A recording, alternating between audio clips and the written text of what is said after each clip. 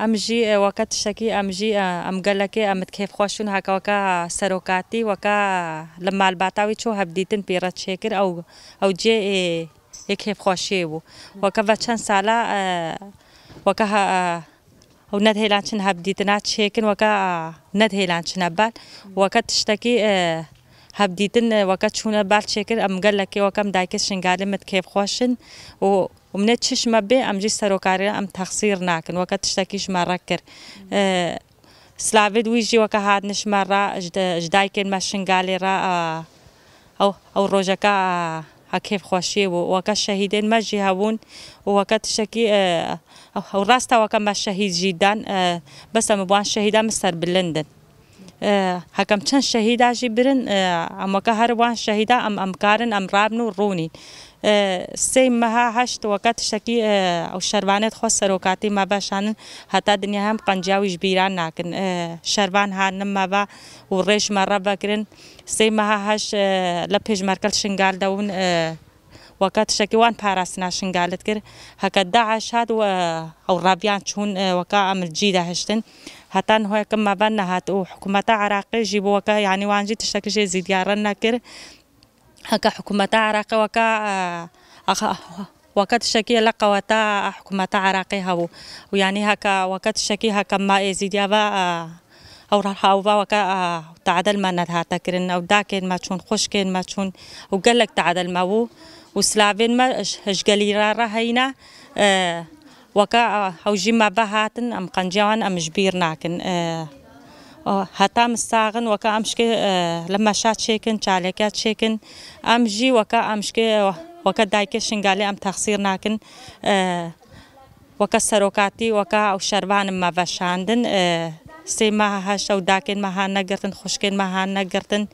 انه ابزاروكن ما هكا شنغال او باراسنا خوكرين هكا نشوان با ما نكارين باراسنا كي بكن وقت شكي ام جنيد زيديجي وكم ام راونا السرخوا فكري سروكاتي ام جيكا مكارن يرو ام البرخو بدن انه ام راونا السرخوا ام جنيد زيديا سي ما هاش ما نكاري مش مالت خو دركبن ام البني مال دون هكا فرمان هات ام جي راونا السرخوا هات وقت شكي امشكي او راونا السرخوا وقت شكي او تعدل ما هاتا كرن داكن ما هانا قرتن خوشكن ما هانا قرتن وزاروكن ما هاتان هو وزارو دي زيدي هاتان هو اللابد عجنة خده هناك 4 زارو هنا هناك 5 زارو هنا هناك عائلتين كامل هنا او هاتان هو او يكيد شكش مرنا كر فكري سروكاتي وكا يعني هزكا ما تشيبو يعني جيبي فكرية لا ترسن او سروكاتي برنادن او يعني لا فكركي قالكي باشا وقت شكي لا فكر داما وكا ام جنيد زيدي وكا وقت شكي كهاتا نيفما وكا لا فكري وهاتا نيفما ام جنيد زيدي ام همو حلمنا بروردا سلاحي وكد داعش هاتي كجما نويرا من البرخو بدن هفترن بيل داعش هاتن يعني بعالمي همو بازدا همو جبر هفترن بيل داعشون وكا بازن هكا وكانه هبا وعقلي ما وكانه هبا ولا فكري سروكاتي النيفما دبا جبر هفترن بيل داعش ما بازنا دا امشكي راوانا سرخوا وام جنيد زيدي وقت شكي ام جهانا بروردا كن السر فكريوي وقت شكي لا فكريوي قالكي باشا او دا خوازام جهه وقت شكي بسروكاتي بقى او رابن وهي بيا كما خوشها او جي ازاد ببي هكا ازاد وامشكي ازاد بن وهي بيا ما هي ان شاء الله اشوي حبسي دركبي امشكي وقت دايكي شنغالي امشكي رابنا سرخوا امشكي سروكي خو ازاد بكن من تشج ما بي امجي جويره تخسير ناكن وامشكي رابنا سرخوا مما شات شيكن من مستمر مسر بيابن ومشكي شراغا هاندنا ربيبن حتى سروكي ما ازاد نبي وقت شكي ام جنيد زيدي وقت شكي ام پرورده كرن امش اش فكريوي وكم ام نها زعنها تاب سلاحين بمنها هكا نها روجا كلا فرمانك هاد ام جنيد زيدي ام كارن ام البرخو بدن لبشتي فرمانه كش من كاريج مال ام دركب خده كما سلاح دي وكم تقفلين وكاش اش فكريوي ام جي راونا سرخو ام كان البرخو بدن هان هو بهزاره او داكو خشكن من هو الكامبا هوليدا هينا نو البازار او تينا فروتن بهزاره انه الكامبا هوليدا هينا وقت تشتكي ما او تعدل ما هاتا كرن وقت تشتكي ام جي راونا سرخوا هكا ام جنه زیجی ام راونه سر خو هکم فرمانان نبین امشکه حیفا داکو خشکت خو ام بنا بيت قرتي امشكي اجبر حيفاوان امشكي خو حلمينا سلاحي وهي بيا مش خوش كين ما هيا وجدا كين ما هيا او جي وكا ام بمنا اتفاقك ام همو بمنا اتفاقك بلا باكي ديجي لفرمانا نبيني بلا همو راب نسر خو بلا همو او رايك بن بلا همو اتفاقك بن بلا باكي دي لفرمانا نبينن او تشتيج ما بي ام جيس سروكاتي دم تخسير ناكن وكم ما بهاتن شربان ما بس شاندن ام شفرمانا خلاص كرن قال كيف كيف خوش ونفس سلافاوي سلافا كجمرة شاندي سلافين ما جيرة هنا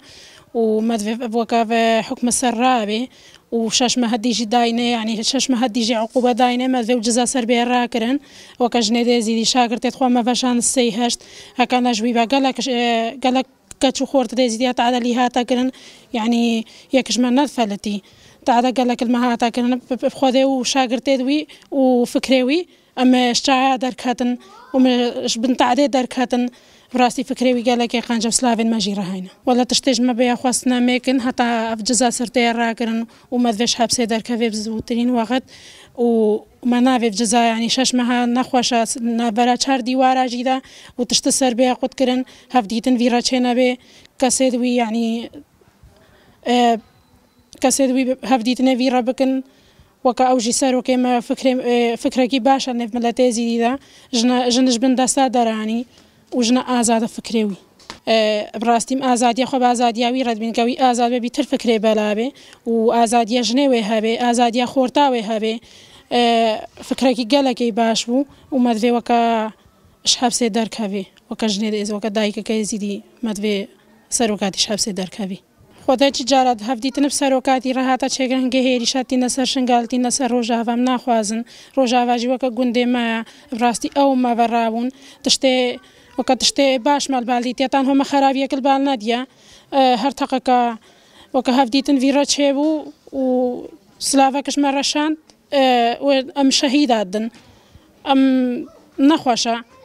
ما هر دو مهد بهوری ما شش هف شهیدان ام شهيدة خسر بلندن ام ناكهفن ام بيش كهفن ام باش ناكهفن ان شاء الله